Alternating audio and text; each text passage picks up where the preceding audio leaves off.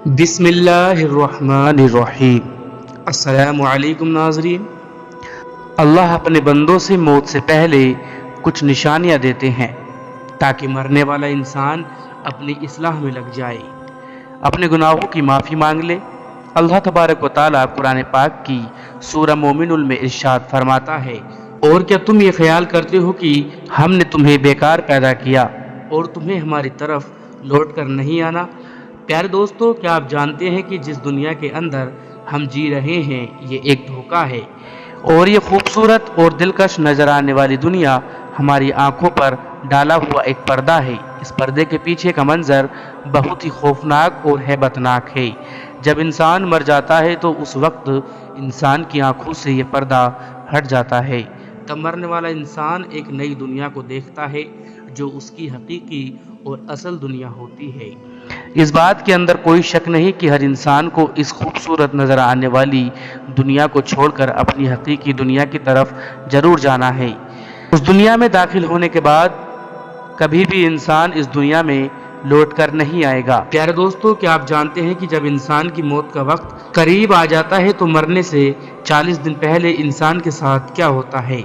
مرنے سے 40 دن پہلے فرشتے اس مرنے والے انسان کے بارے میں کیا کہتے ہیں، اور آسمان پر انسان کی موت کا فیصلہ کس طرح کیا جاتا ہے، اور روح نکالنے والے فرشتے انسان کے پاس آ کر کیا کہتے ہیں؟ پیارے دوستو، ان تمام در سوالات کے جوابات قرآن و حدیث کی روشنی میں آج کی اس ویڈیو میں ہم آپ کو بتائیں گے، لہٰذا آپ سے گزارش ہے کہ ہماری اس ویڈیو کو اینڈ تک ضرور دیکھیے گا۔ پیارے دوستو، اللہ تبارک و تعالیٰ نے قرآن پاک میں انسان کی تکلیف کا مقصد بیان فرما دیا کہ ہم نے انسان کو صرف اور صرف اپنی عبادت کے لیے پیدا کیا، اور ساتھ ہی اللہ تبارک و تعالیٰ نے انسان کی موت کی گھنٹی بجا دی کہ ہر انسان کو مرنے کے بعد ہماری طرف لوٹنا ہے اور اپنے اعمال کا بدلہ لینا ہے۔ پیارے دوستو، اللہ تبارک و تعالیٰ کے عرش کے نیچے ایک درخت ہے جس کا نام سدرۃ المنتہا یا سدرۃ المنتہا ہے۔ یہ درخت کتنا بڑا ہے اس کا اندازہ اس بات سے بخوبی لگایا جا سکتا ہے کہ اللہ تبارک و تعالیٰ نے اس کائنات کے اندر انسانوں اور انسانوں کے علاوہ جتنی بھی مخلوقات کو پیدا کیا ہے ان کی تعداد کے برابر اور ان کی گنتی کے برابر اس درخت کے پتے ہیں، اور ہر ایک پتے پر ہر ایک انسان اور جاندار کا نام تحریر ہے۔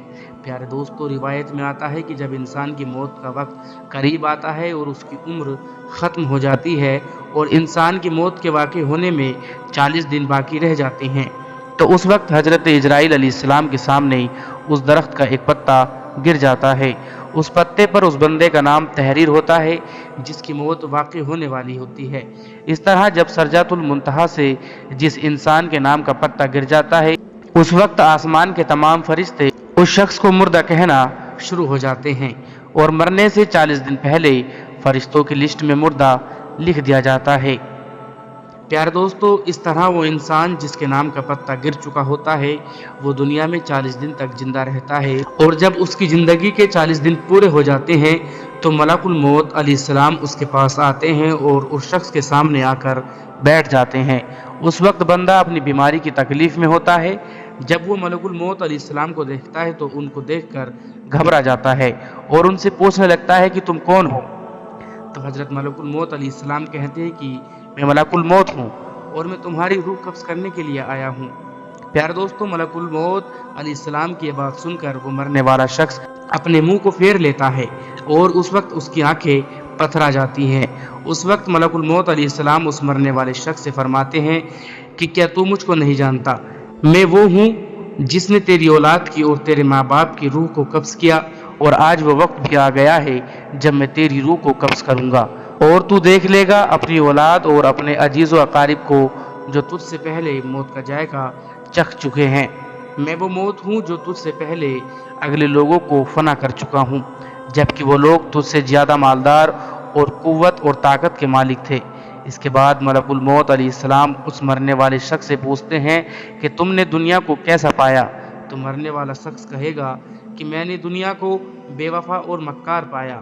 اس کے بعد اللہ تبارک و تعالیٰ کے حکم سے دنیا اس شخص کے پاس آئے گی اور اس مرنے والے شخص سے کہے گی، اے نافرمان، تو نے اپنے رب کی اور کس قدر نافرمانی کی اور کس قدر تو نے گناہ کیے۔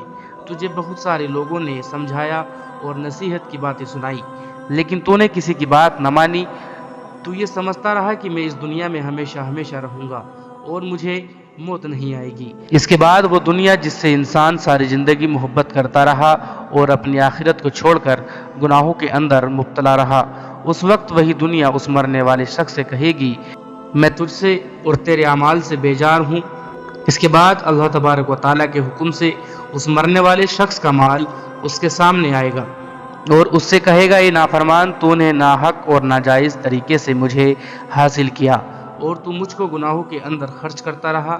اگر تو اپنا مال غریبوں اور مسکینوں پر خرچ کرتا تو آج میں تیرے کام آتا۔ پیارے دوستو، اس کے بعد مرنے والے انسان کی زبان بند ہو جاتی ہے، اور جب مرنے والے انسان کی زبان بند ہو جاتی ہے تو اس کے بعد 4 فرشتے اس کے پاس آتے ہیں اور سلام کرتے ہیں۔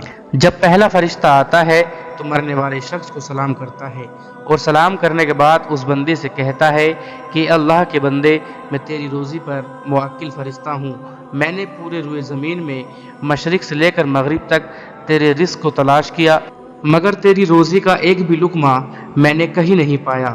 اس کے بعد دوسرا فرشتہ آتا ہے اور سلام کرنے کے بعد اس مرنے والے شخص سے کہتا ہے کہ اے اللہ کے بندے، میں تیرے پانے پر موکل فرشتہ ہوں۔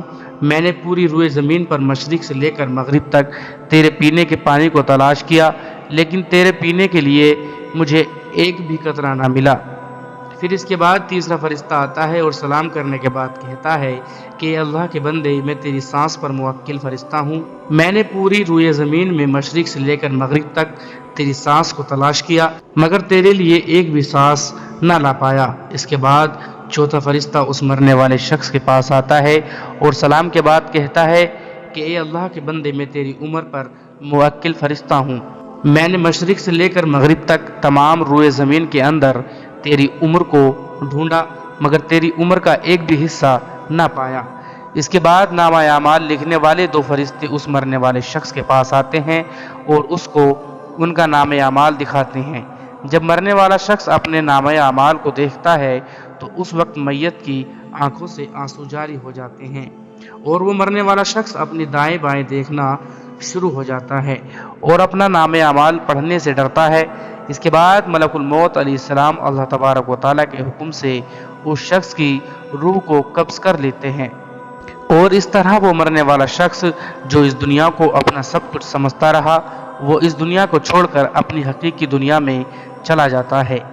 اگر تو وہ مرنے والا شخص نیک ہوتا تو اس کی قبر کو جنت کے باغوں میں سے ایک باغ بنا دیا جاتا، اور اگر مرنے والا شخص بدنیک اور اللہ تبارک و تعالیٰ کا نافرمان ہو تو اس کی قبر کو جہنم کا گڈھا بنا دیا جاتا ہے۔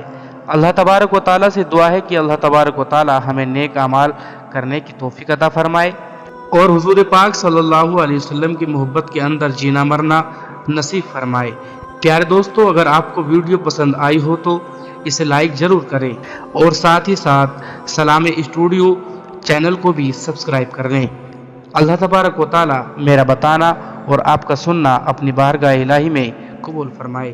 پیارے دوستو، آپ اگلی ویڈیو کس بارے میں چاہتے ہو یہ بھی کمنٹ باکس میں ضرور لکھیں، اور اللہ پاک کے 99 ناموں میں سے ایک نام بھی کمنٹ باکس میں ضرور لکھیں۔